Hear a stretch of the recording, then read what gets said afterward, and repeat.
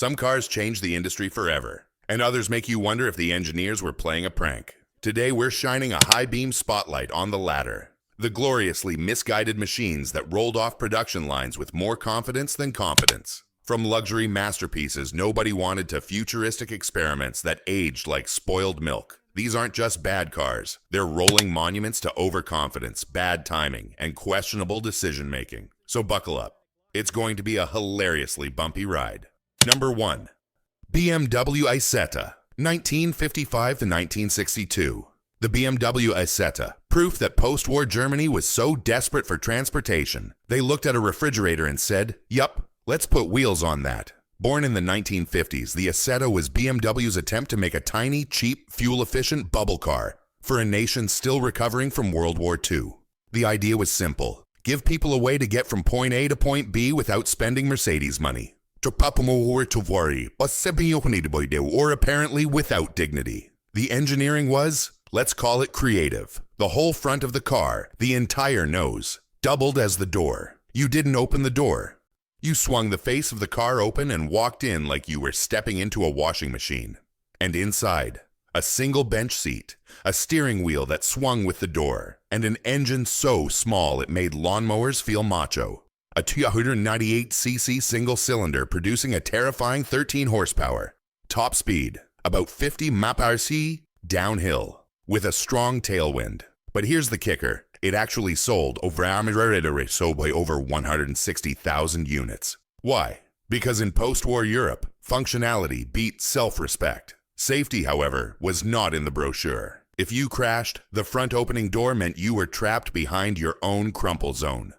It was basically a tin can on wheels. One good bump, and you were part of the Isetta. It was weird, impractical, and deeply silly. But it kept BMW alive during a financial crisis. So yes, this ridiculous egg-shaped mistake saved a company. Who knew a glorified scooter in a metal shell could do that? Number 2. Ford Edsel, 1958-1960. The $250 million punchline. The Ford Edsel is the automotive equivalent of a blockbuster movie that costs $250 million and bombs so hard the studio pretends it never existed. Ford hyped this car for years before launch. Ads claimed it would revolutionize the American road. What we got instead was a glorified sedan with a horse-collar grille that looked like the car was permanently gasping in horror at its own ugliness. Ford poured an obscene amount of money into developing and marketing the Edsel. They teased its arrival like it was the second coming of sliced bread. Dealers built anticipation. Ads called it the future. And when the curtain finally lifted in 1957, Americans collectively said, huh? It was overpriced, overhyped, and overdesigned. A solution to a problem no one had. Sales tanked. The car of the future was discontinued in just 3 years. It was such a failure that the name Edsel is still shorthand for total disaster. Ford learned the hard way. If you're going to spend hundreds of millions hyping a product, maybe make sure it isn't hideous and broken first. Number 3. Pontiac Aztek, 2001-2005. The SUV that hurt feelings. The Pontiac Aztek isn't just a bad car. It's a cultural event in automotive failure. It's the car so ugly, it's cited in design schools as a warning. It's the SUV that single-handedly sent Pontiac into an existential crisis. And yet, it had a built-in tent. So there's that. The Aztek was meant to attract young, adventurous buyers. The kind who hike, camp, and own more GoPros than sense. Unfortunately, those buyers also tend to have eyes. Pontiac's design team, after several rounds of committee creativity, delivered a Frankenstein's monster of clashing angles, awkward proportions, and body cladding that looked like melted Tupperware. It was like the designers couldn't agree on what it should be, so they just stapled every idea onto one car. Ironically, the Aztek found a strange second life thanks to Breaking Bad, where Walter White's sad suburban existence perfectly matched the car's tragic aura. But even TV fame couldn't redeem it. The Aztek remains a masterclass in how to turn a promising idea into a rolling punchline. Number 4. DeLorean DMC-12, 1981-1983. The time machine that couldn't outrun a minivan. The DeLorean DMC-12 is living proof that you can become a pop culture legend and still be a total failure. Today it's an icon, the time machine from Back to the Future, all stainless steel and gull-wing doors. But when it actually launched in the early 80s, it was one of the most disappointing cars of its era. John DeLorean, a former GM hotshot, wanted to build a revolutionary sports car, something futuristic, exotic, and American-made. The idea was bold. The execution was not. The DMC-12 looked fast, but under the hood was a 2.85-liter V6, wheezing out 130 horsepower. That meant 60 mph in about 10.5 seconds, slower than some family sedans. And handling? Let's just say sports car was a generous label. The stainless steel body looked cool, but was heavy and a nightmare to maintain. The gull-wing doors were flashy but prone to mechanical failure, and good luck escaping if they jammed in a parking garage. Worse, build quality was atrocious. Early models suffered from electrical issues, panel gaps you could see from space, and a price tag that didn't match the performance. It's the classic story. Great looks, flashy gimmicks, terrible execution. The DeLorean was less supercar and more stainless steel disappointment. Number 5. Chrysler TC by Maserati, 1989-1991. The luxury nobody wanted. Imagine if someone took an average microwave, slapped a gourmet chef badge on it, and tried to sell it for 5 times the price. That, in essence, is the Chrysler TC by Maserati. A collaboration so pointless and confused, it feels like a dare that got out of hand. The idea sounded decent on paper. Combine American practicality with Italian luxury, and create a halo car that would elevate Chrysler's image. What we got instead was a rebadged Chrysler LeBaron with leather seats and a Maserati badge. A car that screamed midlife crisis but whispered coupon clipper. Under the hood, early models had a Maserati-tuned 2.2-liter Turbo 4. Sounds fancy, right? Except it produced less power than some Dodge minivans of the era. Later versions came with Chrysler's standard V6, which was as exciting as plain oatmeal. The handling was dull. The build quality was meh. And the styling looked like a generic 80s coupe that had been left in the dryer too long. The TC was supposed to be a symbol of cross-continental prestige. Instead, it became a masterclass in how not to do a partnership, like a bad blind date between two people with zero chemistry. Number 6. Renault Avantime, 2001-2003. The coupe nobody ordered. The Renault Avantime, a car that asked the question, what if a minivan thought it was a sports coupe? And promptly answered it. Then no one would buy it. This bizarre French experiment was supposed to revolutionize the market. Instead, it became a cautionary tale whispered in design studios. Renault envisioned a futuristic vehicle that combined the practicality of an MPV, multi-purpose vehicle, with the style of a 2-door coupe. Unfortunately, that's like trying to blend a hammer with a croissant.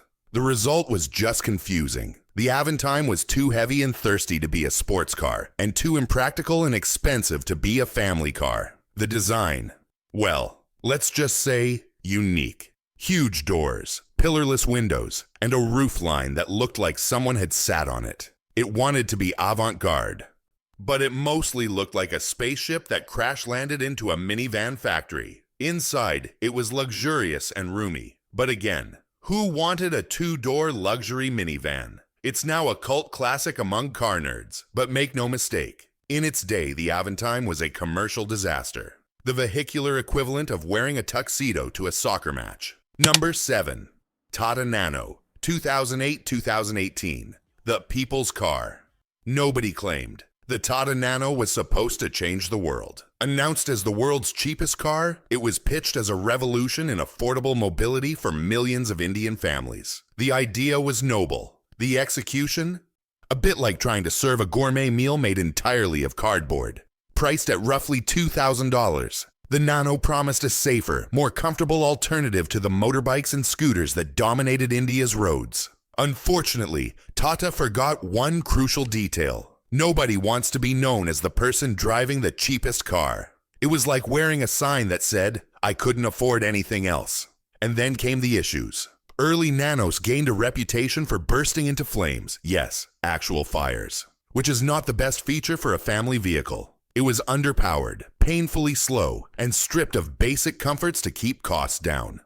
No radio, no airbags, no dignity. It's a shame, really. The Nano could have been a symbol of progress. Instead, it's remembered as the car that tried to democratize driving and ended up democratizing disappointment.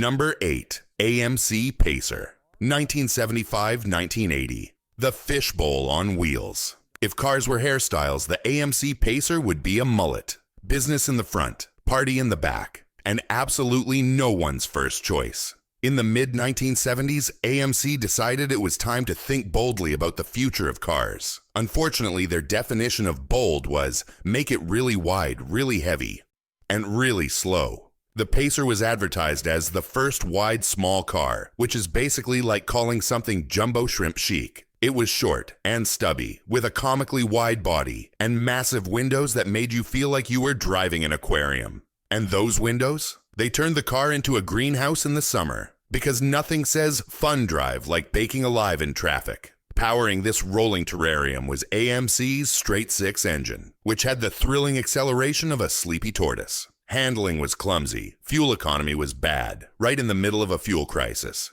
And the styling was so strange that people either loved it or laughed at it. Mostly laughed. It remains one of the strangest cars ever made. Not quite a compact, not quite a family car, but 100% a conversation starter. Usually one that begins with, what is that thing? Number 9. Nissan Murano Cross Cabriolet. 2011-2014. The convertible nobody asked for. Somewhere in a Nissan boardroom around 2010, a group of executives must have been playing a game of worst idea wins. How else do you explain the Murano Cross Cabriolet? A car that boldly asked, what if we took a perfectly normal SUV and lobotomized it? The logic, if you can call it that, was to blend the practicality of a crossover with the breezy fun of a convertible. The result was a $47,000 vehicle that was neither practical nor fun. Imagine all the disadvantages of a convertible. Leaky roof, poor insulation, awkward visibility, with none of the style or speed. Now imagine all the downsides of an SUV. Heavy, clumsy, thirsty, with none of the space or utility.